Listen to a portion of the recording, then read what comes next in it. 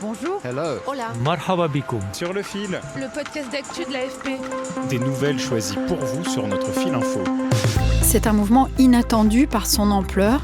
Depuis une semaine, des milliers de Turcs, souvent jeunes, manifestent chaque jour dans les grandes villes du pays pour dénoncer ce qu'ils qualifient de dérive autoritaire du pouvoir. L'arrestation du très populaire maire d'Istanbul, devenu le principal opposant du président Recep Tayyip Erdogan, a mis le feu aux poudres. Ekrem İmamoğlu, qui a été investi candidat du principal parti d'opposition pour la présidentielle de 2028, dort désormais en prison. Il est accusé de corruption et de soutien à une organisation terroriste comme d'autres membres de son parti. Pourtant, les jeunes ont continué à manifester malgré les très nombreuses arrestations, déjà plus de 1400. À l'heure où j'enregistrais ce podcast, nous apprenions d'ailleurs aussi le placement en détention d'un photographe de l'AFP, Yasin Akgül, et de 6 autres journalistes, dont notre ancien collègue Bülent Kiliç, photoreporter aux nombreux prix internationaux. L'ONU, la Commission européenne ont manifesté ces derniers jours leur inquiétude pour la démocratie turque. J'ai invité la chef de notre bureau à Istanbul, Anne Chaon, pour en parler. Sur le fil. Quand j'ai appelé Anne lundi, c'était avant la nouvelle concernant notre collègue. Il était un peu plus de 20h à Istanbul et le concert de casseroles, autre symbole de la contestation, battait son plein. J'entends les casseroles qui commencent. Tous les soirs, ça monte. Et c'est intéressant parce qu'on se demandait, tu vois, s'il y aurait moins de mobilisation ce soir. Et là, il y en a, en tout cas ici, là, dans notre quartier, beaucoup plus. Ouais. De là où j'étais, je n'entendais pas grand-chose, mais j'ai retrouvé pour vous des enregistrements sur les réseaux sociaux. Depuis une semaine, Istanbul, capitale économique de la Turquie avec 16 millions d'habitants, est en pleine effervescence. On voit une jeunesse qui est pour le moment très déterminée, très en colère. On voit une foule qui se masse tous les soirs devant l'hôtel de ville, des heures durant, parce qu'il faut arriver très tôt pour passer tous les barrages. Les axes principaux sont fermés. Donc on sent qu'il y a une vraie mobilisation.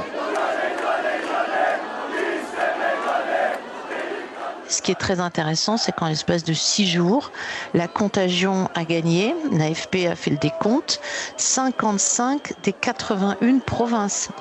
C'est considérable. Alors, ça ne veut pas dire que toutes les provinces sont en ébullition, mais toutes les villes dans ces 55 provinces ont connu des rassemblements et des mouvements de protestation. J'ai demandé à Anne de nous rappeler la séquence des événements.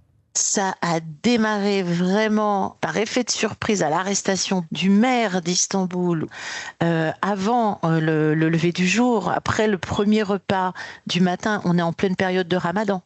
Ils ont fait éruption chez lui, à son domicile, en présence de sa femme et de ses enfants, vers 3h du matin. Ils ont fouillé intégralement la maison du maire, ils l'ont emmené en garde à vue. Et ça, dès le premier soir, dès mercredi soir, les protestations ont commencé. Déjà la veille, le mardi soir, le diplôme universitaire de Ekrem İmamoğlu a été annulé ex abrupto par l'université d'Istanbul. Mais on sentait qu'il allait se passer quelque chose, puisque d'après la Constitution, le fait d'être privé de son diplôme empêchait de facto İmamoğlu de se présenter à la présidentielle. Et le timing n'était pas du tout anodin, puisque quelques jours plus tard, le parti d'Ekrem İmamoğlu, le Parti républicain du peuple, CHP, avait prévu d'organiser une primaire qu'il était sûr d'emporter. Le sentiment des politiques, des politistes et des analystes, évidemment de la population, c'est que Erdogan a précipité le mouvement. On a une séquence qui, en 5 jours, renverse complètement le cours qu'on aurait pu juger naturel de l'histoire en Turquie pour les 2 prochaines années. Le mardi soir, le diplôme est annulé. Quelques heures plus tard, il est arrêté.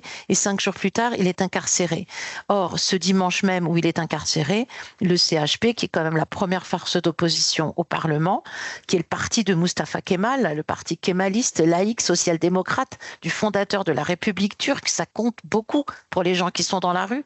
Ce parti avait prévu d'organiser une primaire à laquelle seul Ekrem İmamoğlu d'ailleurs était le candidat en lice et qui aurait dû le désigner comme le candidat du parti pour la présidentielle prévue en 2028. Ils ont quand même maintenu la primaire de façon purement symbolique et ils en ont fait un plébiscite. Selon le parti, 15 millions de personnes se sont déplacées, dont plus de 13 millions qui n'étaet pas membres de la formation. Nos équipes sur place ont pu rencontrer certains de ces électeurs et électrices.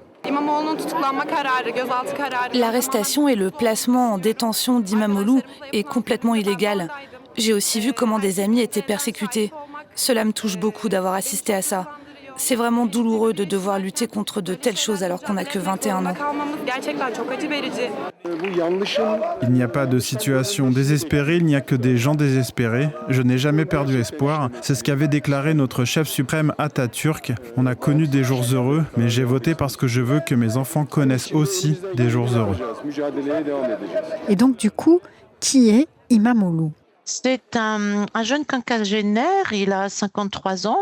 Populaire, assez charismatique, toujours vêtu d'une même chemise blanche, très éloquent, qui a quand même 20 ans de moins que le président Erdogan, qui est un homme d'affaires prospère dans le bâtiment public, qui a fait une éruption fracassante sur la scène nationale en ravissant la mairie d'Istanbul en 2019, qui était une mairie tenue par l'AKP, le parti du chef de l'État, d'avoir ravi la plus grande ville du pays, lui aussi la plus riche, faisait de lui un candidat très sérieux à la présidentielle de 2023. Mais comme dans le cas d'Alexeï Navalny, dans la Russie des années 2010, les procédures judiciaires visant Imamoglu ont commencé à pleuvoir. À tel point que Imamoglu a parlé de harcèlement judiciaire. On en avait compté 6 jusqu'à son interpellation mercredi dernier. L'une d'elles en décembre 2022 pour insulte à un membre de la commission électorale, l'avait condamné à plus de 2 ans de prison. Il avait fait appel, mais pour son parti à l'époque, c'était trop risqué de le désigner comme candidat. Erdogan a donc été réélu en 2023, mais lors des municipales de 2024, le CHP l'a emporté dans 35 capitales provinciales contre 24 pour le parti d'Erdogan. Et cette victoire et les manifestations en disent long sur l'opinion, selon Anne Chaon. L'année dernière, le raz-de-marée de l'opposition au municipal reflétait très certainement le réel état d'esprit du pays, à savoir une lassitude face à la crise économique dans laquelle le pays s'enfonce, avec une inflation qui est toujours de l'ordre de 40% sur un an, mais il y a 2 ans, on avait dépassé les 85%, avec un manque de perspective pour la jeunesse, avec une société qui se corsette de plus en plus, que le parti du président et le président lui-même tentent de tirer vers un islam un peu plus rigoureux, une société un peu plus conservatrice, qui promeut des valeurs de famille, qui s'en prend beaucoup au mouvement LGBT, au mouvement un peu dissonant. Et ce qu'on voit dans la rue, ce qu'on voit les jeunes gens dans la rue, c'est pas des jeunes gens qui descendent pour défendre un quinquagénaire bien assis dans la société, c'est pas ça. Ils viennent s'insurger contre une nouvelle privation de leurs droits, contre une nouvelle atteinte à la démocratie turque, contre un nouveau durcissement du pouvoir à l'égard de l'opposition et des démocrates.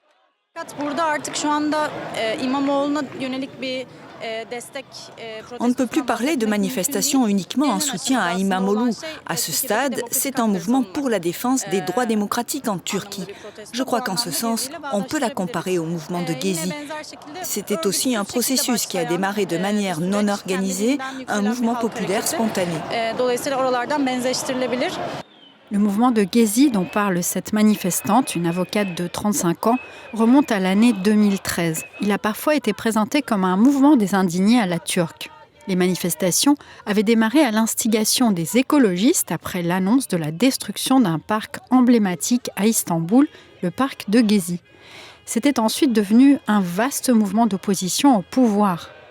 Il avait duré 3 semaines et avait été durement réprimé par le gouvernement d'Erdogan, qui était Premier ministre à l'époque.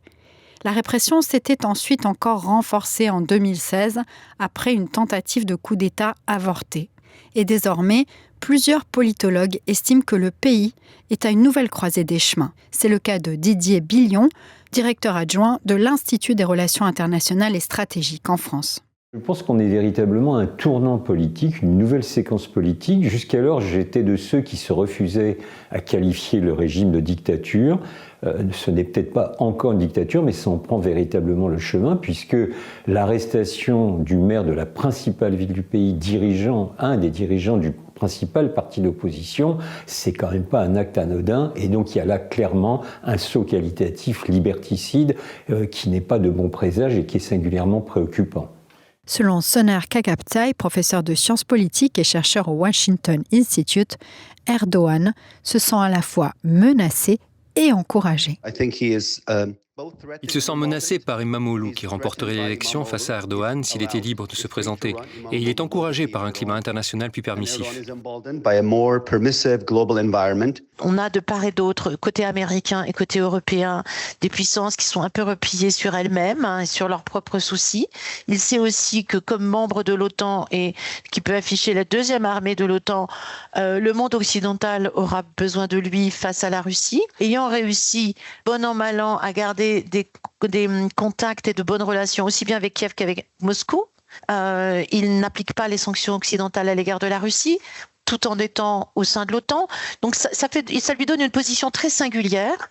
Les Anglais notamment, les Britanniques, lors des dernières consultations des Occidentaux en soutien à l'Ukraine n'ont jamais manqué d'inviter la Turquie à la table. On sent qu'il se sent enhardi peut-être par ce climat international où on ne voit pas bien qui va l'arrêter. Seul possible levier sur Erdogan, selon les spécialistes, l'économie.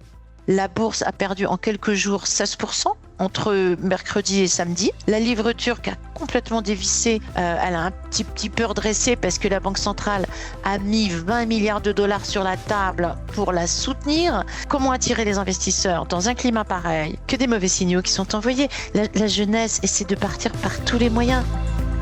En fin de journée, mardi, l'AFP a appelé la Turquie à libérer rapidement notre photographe en soulignant qu'il faisait tout simplement son travail en couvrant les manifestations. Sur le fil revient demain, je suis Michaela Kensela-Kiefer. Merci infiniment à mes collègues en Turquie pour leur travail et merci à vous pour votre soutien. À bientôt.